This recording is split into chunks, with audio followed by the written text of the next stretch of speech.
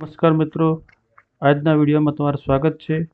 આજના વિડીયોની અંદર યુડાસ પ્લસમાં અપર આઈડી કઈ રીતે બનાવીએ, વર્ષ 2025માં જે બાલવાટિકાના બાળકો આપણે એન્ટર કર્યા છે એ યુડાસ પ્લસની અંદર અપર આઈડી કઈ રીતે બનાવીએ એના વિશે આજે જોઈએ મિત્રો। તો મિત્રો, ચેનલ પર પહેલી વાર જો વિડીયો જોતા હોય તો મારી ચેનલ સબસ્ક્રાઈબ કરજો, લાઇક કરજો, શેર કરજો। તો ચાલો આપણે જોઈએ, હવે વિડીયો ચાલુ કરીએ। સૌ પ્રથમ પહેલાં આપણે ગૂગલ બ્રાઉઝર ઓપન કરીશું। એની અંદર સર્ચ બારની અંદર જઈશું અને અહીંયા આપણે સર્ચ કરીશું યુડાસ પ્લસ। યુડાસ પ્લસ સર્ચ કરીએ એટલે આ રીતનું પેજ ખુલશે। અહીંયા જમણી બાજુ પર લોગિન ફોર ઓલ મોડ્યુલ પર ક્લિક કરીએ। હવે અહીંયા આપણે સ્ટેટ પસંદ કરીશું। આપણે ગુજરાત છે તો ગુજરાત સ્ટેટ પસંદ કરીને ગો કરીશું। ગો કર્યા બાદ હવે આપણે સ્ટુડન્ટ મોડ્યુલ પસંદ કરીશું। સ્ટુડન્ટ મોડ્યુલમાં લોગિનમાં જઈએ। લોગિનમાં જઈને અહીંયા યુઝર આઈડી, એન્ટર પાસવર્ડ ઓર કેપ્ચા કોડ નાખી અને લોગિન કરીશું। ગો કર્યા બાદ હવે અહીંયા 2025-26માં જઈશું। આપણે 25-26માં જ્યાં પછી અહીંયા આ પેજ ખુલ્યું છે એને આપણે ક્લોઝ કરી દઈશું।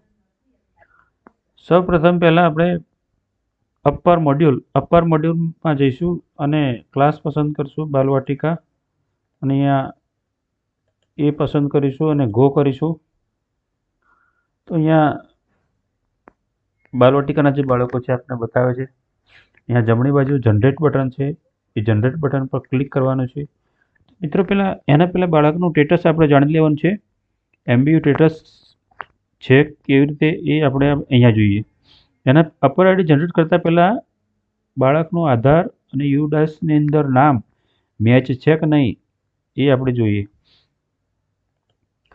અહીંયા એક્ટિવ સ્ટુડન્ટ પર જવાનું અને જે તમારે કોઈ બાળકને અપર આઈડી બનાવવું છે એ બાળકનું નામ તમારે શોધી લેવાનું છે।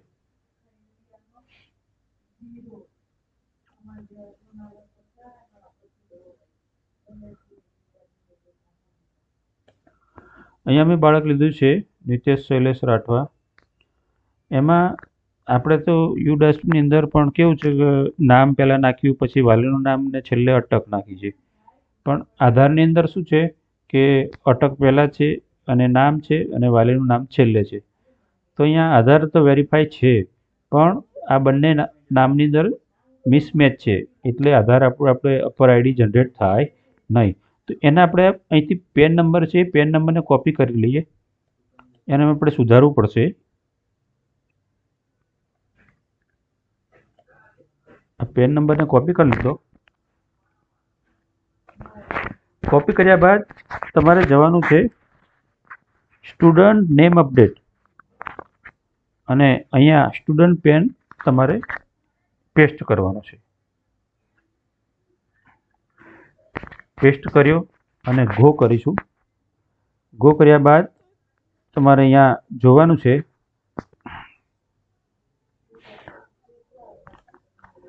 જો અહીંયા બાળકનું નામ આધારમાં અટક આગળ છે, અને અહીંયા આપણે યુડાસની અંદર નામ જુઓ તો પહેલાં નામ છે, પછી વાલીનું નામ છે, પછી અટક છે।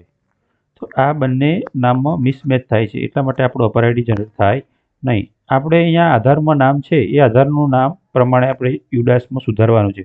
મિત્રો, નામ એક જ વખત તમે સુધારી શકશો, બીજી વાર સુધરી શકે નહીં, એ ખાસ ધ્યાન આપજો। આ કોપી કર્યું, કોપી કરી અને આપણે અહીંયા પેસ્ટ કરી દેવાનું, એટલે તમારો જે આધારમાં નામ છે એ નામ અહીંયા આવી ગયું છે। હવે તમારે અપડેટ રેકોર્ડ પર ક્લિક કરવાનું।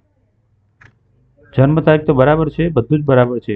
અપડેટ રેકોર્ડ પર ક્લિક કરીએ એટલે અહીંયા પ્લીઝ આવો મેસેજ આવી જાય અને કન્ફર્મ કરવાનું। પછી મેસેજ આવી ગયો સ્ટુડન્ટ નેમ અપડેટ સક્સેસફુલ આવી ગયો, ઓકે। હવે આ બાળકને અપર આઈડી જનરેટ થઈ જશે। હવે ફરી ક્યાં જવાનું છે? ફરી પાછું અપર આઈડીમાં અપર મોડ્યુલમાં જવાનું છે। આપણે અપર મોડ્યુલમાં જઈએ એના પહેલાં આપણે એક્ટિવ સ્ટુડન્ટ પર જઈ અને એ બાળકનું એક્ટિવ નામ કરી દઈશું।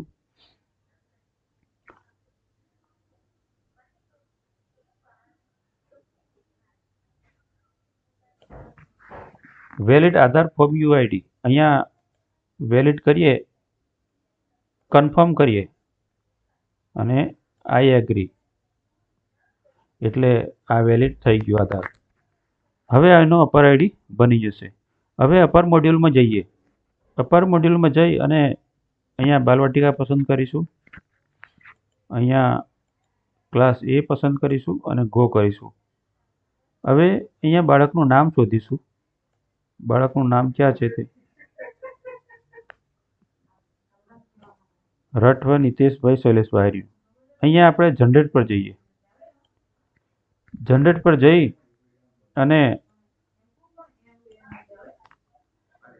ફર્સ્ટ તમારે અહીંયા લખવાનું છે, અહીંયા વાલીનું નામ લખવાનું છે. આધાર આઈડી હોય તો આધારમાં જે નામ હોય એ આપણે લખવાનું છે.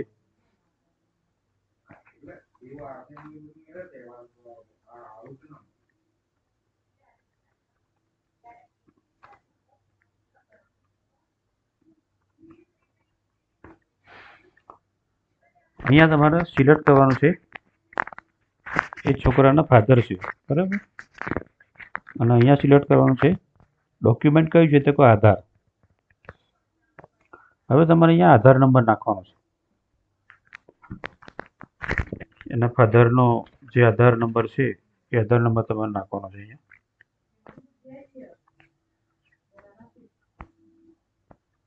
45 48 20. હવે આટલી ડિટેલ ભર્યા બાદ તમારે અહીંયા ગામ લખવાનું છે અને અહીંયા તમે આધાર અપર આઈડી બનાવ્યું તો અપર આઈડી બનાવી છે અને આ તારીખ આજની ચોઈસ કરી લેવાની. તારીખ ચોઈસ કરી અને પછી નીચે તમારે સબમિટ કરવાનું છે. સબમિટ કરી અને આ રીતનું નામ સાથે આવશે, એના ફાધરનું નામ આવશે બાળકનું અને આપણે કન્ફર્મ કરવાનું છે. કન્ફર્મ કરીશું એટલે આ રીતે મેસેજ આવશે, request for APAAR ID has been submitted successful. APAAR ID generate. તો આ બાળકનો અપર આઈડી જનરેટ થઈ ગયું છે. તો આ રીતનું આંગણવાડી બાલવાટિકાના બાળકોની આપણે અપર આઈડી જનરેટ કરી શકીએ છીએ મિત્રો. તો વિડીયો સારો લાગ્યો તો મારી ચેનલને સબસ્ક્રાઈબ કરજો, શેર કરજો, લાઈક કરજો. તો મિત્રો ચેનલને સબસ્ક્રાઈબ કરવાને ભૂલતા નહીં.